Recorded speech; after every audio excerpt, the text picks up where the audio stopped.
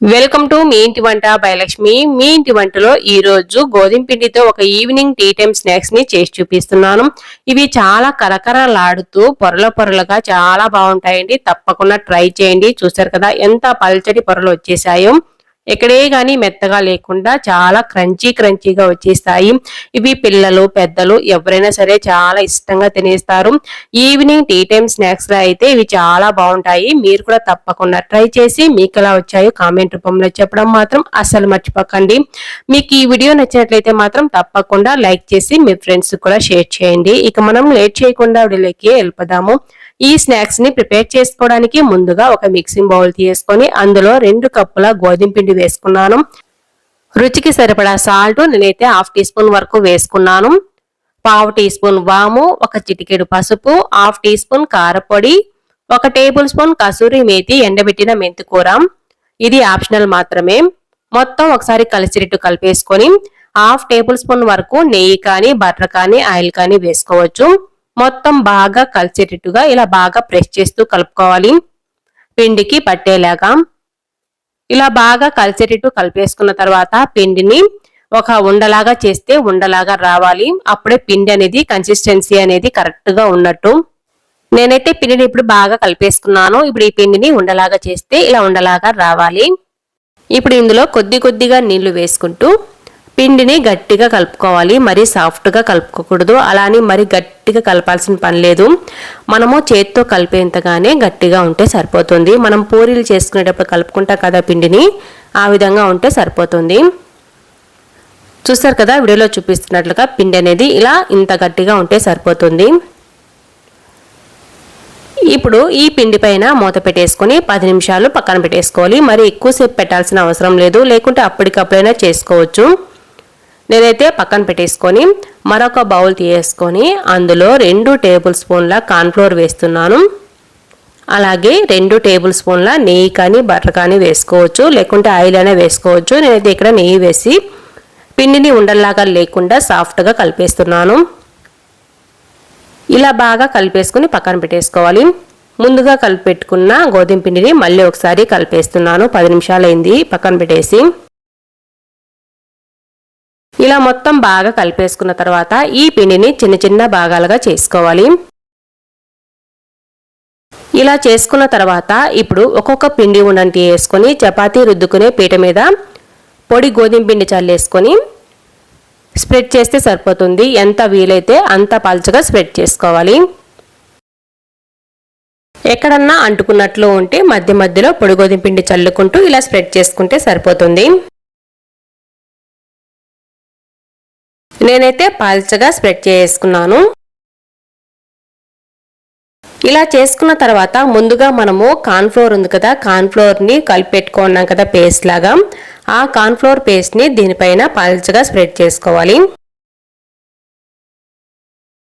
ఈ కార్న్ఫ్లోర్తో చేసిన పేస్ట్ని ఇలా బాగా స్ప్రెడ్ చేసుకోవడం వల్ల మనకు లేయర్స్ అనేటివి చాలా బాగా విచ్చుకుంటాయి. పొరలుగా వచ్చేస్తాయి స్నాక్స్ అనేటివి. ఇలా మొత్తం స్ప్రెడ్ చేసుకోవాలి. మరి ఎక్కువ కాకుండా పల్చగా స్ప్రెడ్ చేస్తే సరిపోతుంది. ఇలా మొత్తం స్ప్రెడ్ చేసుకున్న తర్వాత ఇప్పుడు ఒక సైడ్ నుంచి ఇలా మడత పెట్టేసుకోవాలి. మనము ఎన్ని మడతలు పెట్టుకుంటే మనకు అంత పొరలుగా వచ్చేస్తాయి స్నాక్స్ అనేటివి. ఇటు సైడ్ కూడా మళ్ళీ మడత పెట్టేసుకొని పై వైపు కూడా కార్న్ఫ్లోర్ పేస్ట్ని ఇలా స్ప్రెడ్ చేసుకోవాలి. పల్చగా స్ప్రెడ్ చేసుకొని మళ్ళీ ఒకసారి మడత పెట్టేస్తే సరిపోతుంది. వీడియోలో చూపిస్తున్నట్లుగా మనకు ఇలా ఎన్ని లేయర్స్ కావాల్సి ఉంటే అన్ని మడతలు పెట్టేసుకోవచ్చు. ఇప్పుడు మళ్ళీ పైనుంచి కొద్దిగా కార్న్ఫ్లోర్ పేస్ట్ని ఇలా స్ప్రెడ్ చేస్తున్నాను.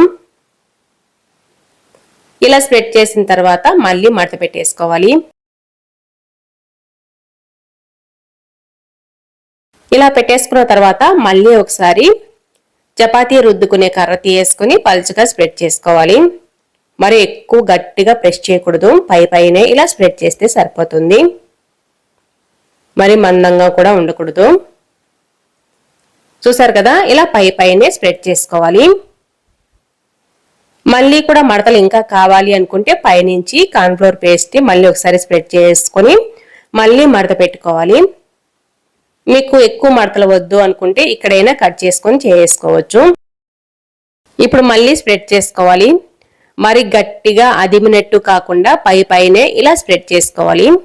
కొద్దిగా పల్చగా వచ్చేటట్టుగా. చూసారు కదా, ఇలా పైన స్ప్రెడ్ చేస్తే సరిపోతుంది. మరి అదిమినట్టు అయితే మనకు పొరలు అనేటివి సరిగా రావు. ఇలా చేసుకున్న తర్వాత ఇక చాలు అనుకున్నప్పుడు మనం కట్ చేసుకోవచ్చు. మీకు ఏ సైజులో కావాల్సి ఉంటే ఆ సైజులో కట్ చేసుకోవచ్చు. నేనైతే ఇలా కట్ చేస్తున్నాను. మీకు ఇంకా మడతలు కావాలి అనుకుంటే మళ్ళీ పైనుంచి కార్న్‌ఫ్లోర్ పేస్ట్ వేసుకొని మళ్ళీ మడతలు పెట్టి కూడా చేసుకోవచ్చు. ఇక చాలు అనుకుంటే ఇలా అయినా చేసుకోవచ్చు. చూసారు కదా, వీడియోలో చూపిస్తున్నట్లుగా ఈ మందాన్ని ఉంటే సరిపోతుంది. ఇప్పుడు స్టవ్ మీద ఒక కడాయి పెట్టేసుకొని డీప్ ఫ్రైకి సరిపడా ఆయిల్ వేసుకున్నాను. ఆయిల్ వేడి అనేది మరి ఎక్కువగా ఉండకూడదు. కొద్దిగా పిండి వేస్తే స్లోగా పైకి రావాలి. ఇప్పుడు ముందుగా కట్ చేసి పెట్టుకున్న వాటిని ఇందులో ఒక్కొక్కటిగా వేసుకోవాలి. వీటిని హై ఫ్లేమ్ లో పెట్టి ఫ్రై చేసుకున్నామంటే తొందరగా కలర్ వచ్చేస్తాయి. అలాగే ఈ పొరలు అనేటివి సరిగ్గా విచ్చుకోవు. కాబట్టి స్టవ్ ని మీడియం ఫ్లేమ్ లోనే పెట్టేసుకొని అలాగే ఆయిల్ కూడా మీడియం హీట్ లో ఉన్నప్పుడే వీటిని వేసుకోవాలి. ఆయిల్లో వేసిన తర్వాత ఒక్కొక్కటి స్లోగా పైకి వచ్చేటట్టు ఉండాలి. అప్పుడే పొరలు అనేటివి చాలా బాగా విచ్చుకుంటాయి. అన్ని కూడా పైకి తేలిన తర్వాతనే మనము కొద్దిగా ఫ్లేమ్ అనేది పెంచుకొని ఫ్రై చేసుకోవచ్చు. చూసారు కదా, పొరలు అనేటివి ఎంత బాగా విచ్చేసుకున్నాయో. ఇప్పుడు స్టవ్ ని హై ఫ్లేమ్ లో పెట్టేసుకొని అన్ని వైపులా తిప్పుకుంటూ మంచి కలర్ వచ్చేంత వరకు వీటిని ఫ్రై చేసుకోవచ్చు. ఇవి ఎక్కువ టైం కూడా తీసుకోదు ఫ్రై చేసుకోవడం కోసం. చాలా తక్కువ టైంలోనే ఫ్రై అయిపోతాయి కూడా. చూసారు కదా, ఇలా వచ్చిన తర్వాత పక్కకు తీసుకోవాలి. ఫ్రై అయిన తర్వాత అన్ని కూడా అడుక్కు వెళ్ళిపోతాయి. ఈ కలర్ వస్తే సరిపోతుంది. మిగతా అన్నిటినీ కూడా ఇలాగే ఫ్రై చేసుకోవాలి. చూసారు కదా, ఎంత బాగా గోధుమ పిండితోనే చాలా పొరలుగా ఉండి ఈవినింగ్ టీ టైమ్ స్నాక్స్ ని ప్రిపేర్ చేసుకున్నాము. ఇవి అచ్చం పఫ్ పేస్ట్రీ లాగే ఉంటాయండి. చాలా బాగుంటాయి. చాలా తక్కువ టైంలో మనము ఈజీగా పొరలుగా ఉండే స్నాక్స్ ని ప్రిపేర్ చేసుకోవచ్చు. ముందుగా కలుపుకున్న పిండితోనే ఇలా కూడా చేసుకోవచ్చు. ఇలా చిన్న ఉండల్లాగా చేసిన తర్వాత ఒక్కొక్క పిండి ఉండని తీసుకుని చపాతీ రుద్దుకునే పీట మీద పెట్టేసుకొని ఇలా ఎంత వీలైతే అంత పల్చగా స్ప్రెడ్ చేసుకోవాలి. ఇలా బాగా పల్చగా స్ప్రెడ్ చేసుకున్న తర్వాత అలాగే వదిలేయకుండా ఒక ఫోర్క్ సాయంతో మొత్తం కూడా చిన్న రంధ్రాల్లాగా గుచ్చేస్తే సరిపోతుంది. అప్పుడు ఆయిల్లో వేసినప్పుడు ఈ చిప్స్ అనేటివి పొంగకుండా వచ్చేస్తాయి ఫ్లాట్ గా. చపాతీ మొత్తానికి కూడా ఇలాగే గుచ్చేస్తున్నాను. ఇప్పుడు ఏదైనా రౌండ్ కట్టర్స్ ఉంటే రౌండ్ కట్టర్స్ అయినా తీసుకోవచ్చు, లేకుంటే డబ్బా మూతలతో అయినా సరే వీడియోలో చూపిస్తున్నట్లుగా ఇలా కట్ చేస్తే సరిపోతుంది. ఇలా చిన్నగా చేసుకున్నాం అనుకోండి, పిల్లలు చాలా ఇష్టంగా తినేస్తారు. అచ్చం చిప్స్ లాగే ఉంటాయి. చూడటానికి కూడా చాలా బాగుంటాయండి. తప్పకుండా ట్రై చేసి చూడండి.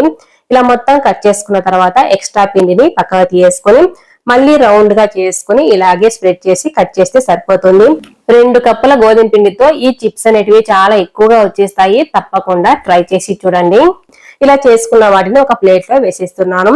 ఆల్రెడీ స్టవ్ మీద ఆయిల్ పెట్టేసుకుని వేడి చేసుకుంటూ ఉన్నాను. ఆయిల్ అనేది వేడైన తర్వాత ఈ చిప్స్ ని వేసుకొని హై ఫ్లేమ్ లోనే వీటిని ఫ్రై చేసుకోవాలి. అప్పుడే మనకు ఆయిల్ పీల్చకుండా చాలా బాగా వచ్చేస్తాయి. చాలా ఫాస్ట్ గా కూడా ఫ్రై అయిపోతాయి. ఇవి పల్చగా ఉంటాయి కాబట్టి హై ఫ్లేమ్ లో పెట్టేసుకొని ఇలాగే కొంచెం గట్టి పడిన తర్వాత గరిటె సహాయంతో అన్ని వైపులా తిప్పుకుంటూ మంచి కలర్ వచ్చేంత వరకు వీటిని ఫ్రై చేసుకోవాలి. చూసారు కదా, ఇప్పుడు మంచి కలర్ లేకి వచ్చేసాయి కదా, వీటిని పక్కకు తీస్తే సరిపోతుంది. అంతేనండి, మిగతా అన్ని చిప్స్ ని కూడా ఇలాగే ప్రిపేర్ చేసుకోవాలి. చూసారు కదా, చాలా సింపుల్ గా కరకరలాడే గోధుమ పిండి చిప్స్ ని ఇంట్లోనే ప్రిపేర్ చేసుకున్నాం కదా. మీరు కూడా మీ ఇంట్లో తప్పకుండా ట్రై చేసి మీకు ఎలా వచ్చాయో కామెంట్ రూపంలో చెప్పడం అసలు మర్చిపోకండి. మీకు ఈ వీడియో నచ్చినట్టయితే తప్పకుండా ఒక లైక్ కూడా చేయండి. అలాగే కొత్తగా చూస్తుంటే సబ్స్క్రైబ్ చేసుకోవడం అసలు మర్చిపోకండి. మీ ఫ్రెండ్స్ కి రిలేటివ్స్ కూడా షేర్ చేయండి. Thanks for watching.